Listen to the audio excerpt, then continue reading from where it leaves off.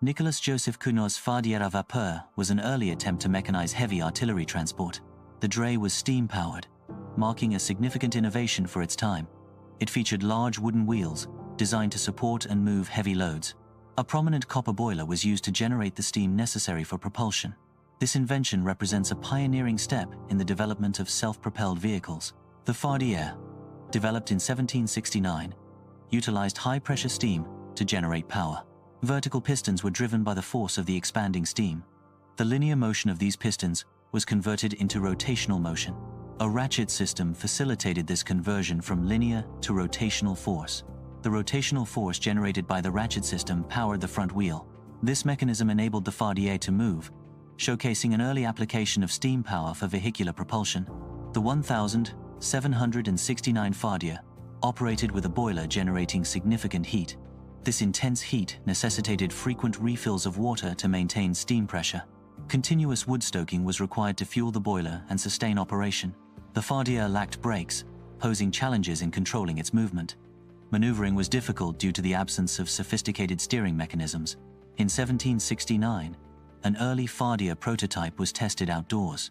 During the test, the Fardière collided with a stone wall. This crash marks what is considered the first motor vehicle accident. The accident highlighted critical issues in early vehicle design. Specifically, the need for improved energy modulation and directional control became evident. The scene is set in a Victorian England mining district in 1801. The location highlights the historical backdrop of early industrial innovation. Richard Trevithick is central to the events occurring in this district. Trevithick's work significantly impacted mining technology during this era. His contributions likely involved advancements in steam power or mining equipment. The year 1801 marks a pivotal time for Trevithick's engineering endeavors. Trevithick's engine, designed in 1801, incorporated key innovations for steam power. A primary feature was the use of a horizontal cylinder. This cylinder was strategically enclosed within the boiler structure. This design choice enhanced the engine's thermal efficiency. Exhaust steam was utilized to create a forced draft. This forced draft increased the rate of combustion, improving power output. In 1801, Richard Trevithick conducted a pivotal test run of his pioneering steam-powered road locomotive. This event marked a significant step forward in the development of steam engine technology for transportation. The test aimed to demonstrate the feasibility and potential of using steam power for vehicular movement on roadways. Trevithick's invention represented an early attempt to create a self-propelled vehicle independent of horses. The success of the test run contributed to further advancements in steam engine design and applications. This experiment laid groundwork for the future development of steam-powered locomotives and other forms of transportation. Étienne Lenoir developed the first commercially successful internal combustion engine in the 1860s. Lenoir's laboratory in Paris was equipped with Leyden jars and batteries. The engine marked a significant advancement in power generation technology. This invention paved the way for modern internal combustion engines used in vehicles and machinery. The Lenoir engine is a double-acting engine design.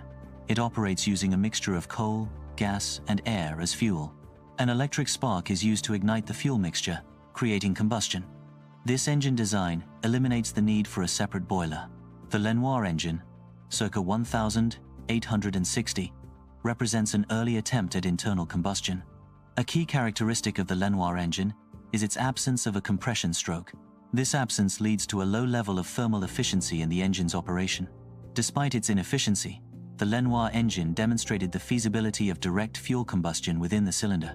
Lenoir's engine was successfully mounted on the Hippomobile. The Hippomobile then undertook a 9-kilometer journey.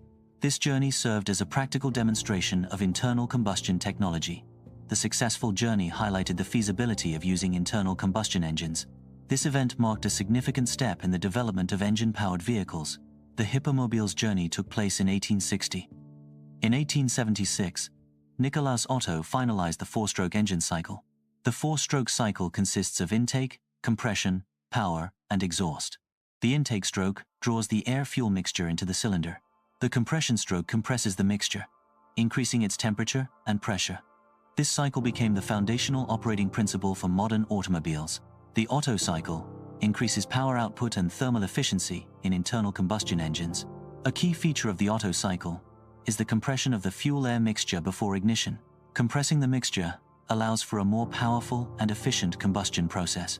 This principle was a significant advancement in engine technology in 1876. The Otto engine operates on a 4-stroke cycle: intake, compression, combustion, and exhaust.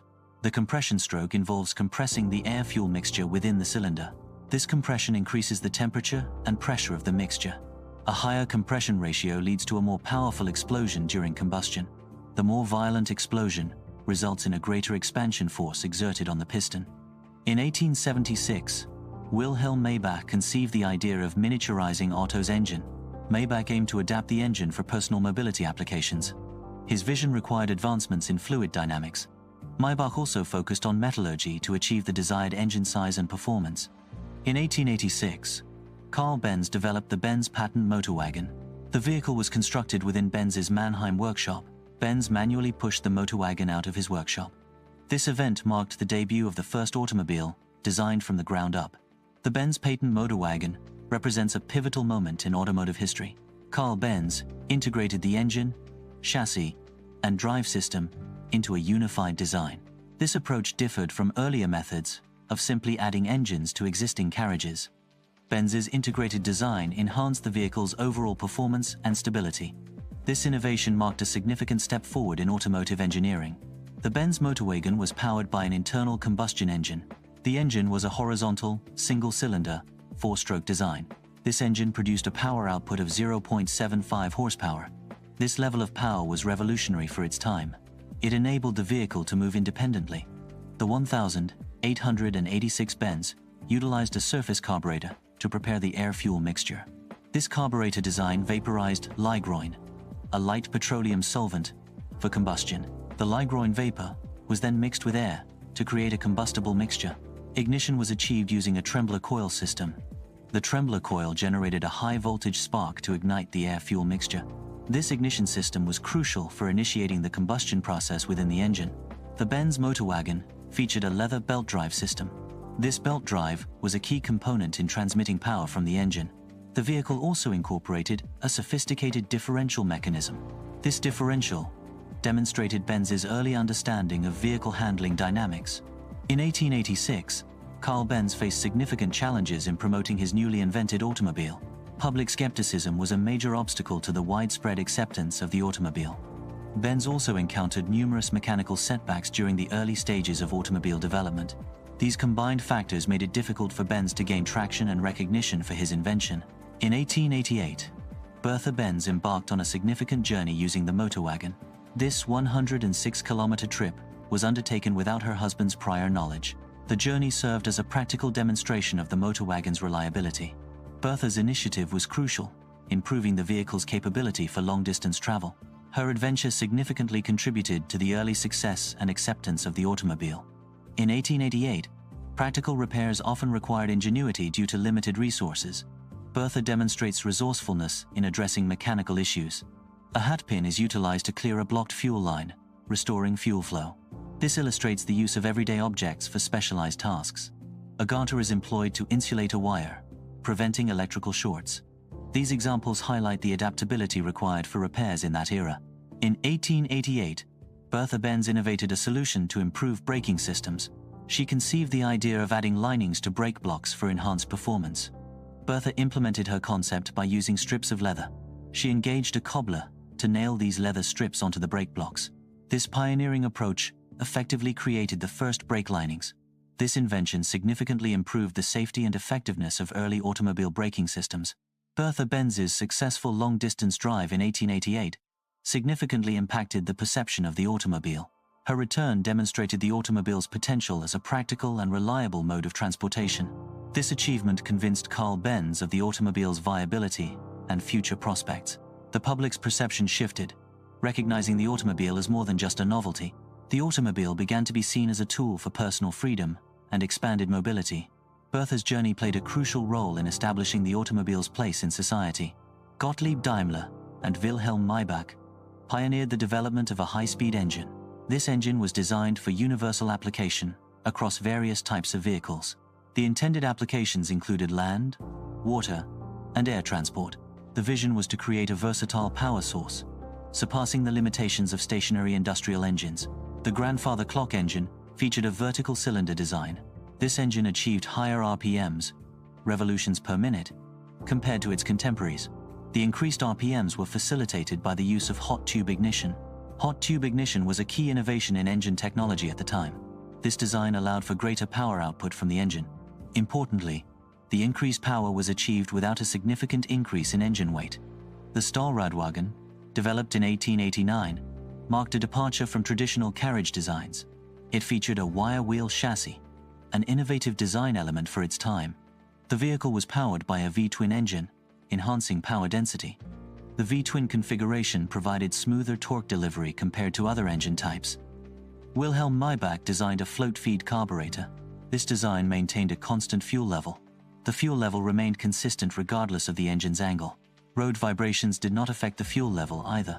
Maybach's design became a global standard for automotive engines. The float-feed carburetor represented a significant advancement in engine technology. It allowed engines to maintain smooth operation even on uneven surfaces. This was a marked improvement over earlier carburetor designs, which were often temperamental. The enhanced stability led to more reliable vehicle performance across varied terrains. Therefore, the float-feed carburetor improved the practicality and dependability of early vehicles. René Panhard and Émile Levasseur secured the rights to produce Daimler engines in France. This acquisition marked a pivotal moment for French engineering. It signaled France's formal entry into automotive development. The partnership between Panhard, Levasseur, and Daimler facilitated the transfer of engine technology. This transfer spurred innovation and manufacturing capabilities within France. It laid the groundwork for the future of the French automotive industry. Émile Levasseur identified inherent stability issues in mid- or rear-engine car designs. This recognition led to the creation of the Système Panhard. The Système Panhard innovatively positioned the engine at the front of the vehicle. This front placement facilitated improved engine cooling. It also provided a more balanced distribution of weight across the chassis. These enhancements collectively contributed to greater vehicle stability and performance. The Système Panhard featured a front-mounted engine, a design that became standard. It incorporated a foot-operated friction clutch for smooth gear engagement. A sliding gear transmission allowed for multiple gear ratios. The system utilized a chain drive to transfer power to the rear wheels. This configuration set a new benchmark in automotive engineering. The Système Panhard's design influenced future vehicle layouts and mechanical systems.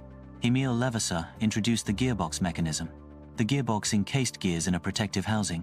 The system was described as brutal, but it works. Despite its rough operation, the gearbox proved effective. Levasseur's gearbox design became an industry standard. The Système Panhard brought key advancements to early automobile design. A primary improvement was enhanced engine cooling efficiency. This system also increased available passenger space within the vehicle. These changes resulted in a more stable and reliable automobile platform. The improved design allowed for sustained speeds over longer distances. Ultimately, the Système Panhard significantly enhanced the practicality of early automobiles. Early automobiles initially adopted suspension designs from horse-drawn carriages. Armand Peugeot's early cars utilized elliptical leaf springs, a common feature in horse-drawn coaches. Elliptical leaf springs provided an improvement in ride quality compared to no suspension. The leaf spring design helped absorb shocks and vibrations from uneven road surfaces. However, these early suspension systems were not optimized for the higher speeds of automobiles. Further refinement and innovation were necessary to meet the demands of faster vehicles. André and Édouard Michelin adapted pneumatic tires for automobiles. This adaptation transferred tire technology from bicycles to cars. The primary goal was to improve damping performance at higher speeds. Pneumatic tires provided enhanced comfort and control for early automobiles. The Michelin brothers participated in the 1895 Paris-Bordeaux-Paris race. This race was an early and significant event in automotive history. The Michelin brothers' involvement highlights their pioneering role in the automotive industry. Their participation showcased early automotive technology and competition. The race itself spanned from Paris to Bordeaux and back, testing the endurance of both drivers and vehicles. Pneumatic tires are susceptible to punctures. Pneumatic tires absorb shocks, protecting engine components. Tires mitigate vibrations that could damage the engine. The shock absorption capability highlights the importance of tire development. The Mercedes 35 HP was designed by Wilhelm Maybach. Emil Jelinek commissioned the design of the Mercedes 35 HP. The design shifted away from high center of gravity carriage designs. This shift marked a move towards modern automotive aesthetics.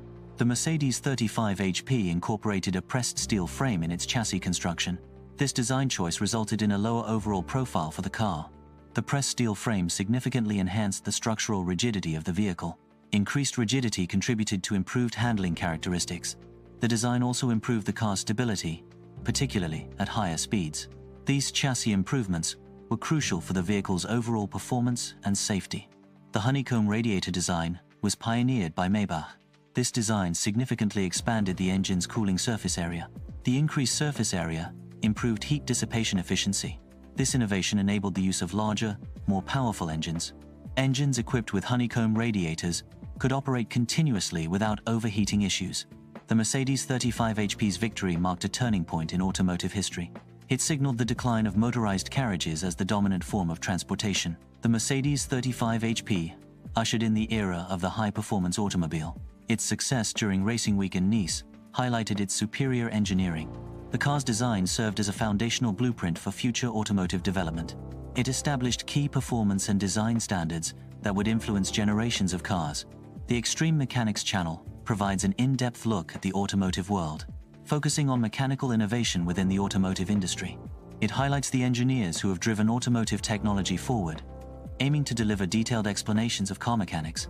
It also provides insights into the principles behind automotive engineering. We are going to explore the history of car brands, models, and key figures, beginning with horse-drawn carriages, the precursor to modern automobiles. The narrative progresses through automotive history to the hypercars of today. This historical context provides a foundation for understanding modern advancements in automotive technology.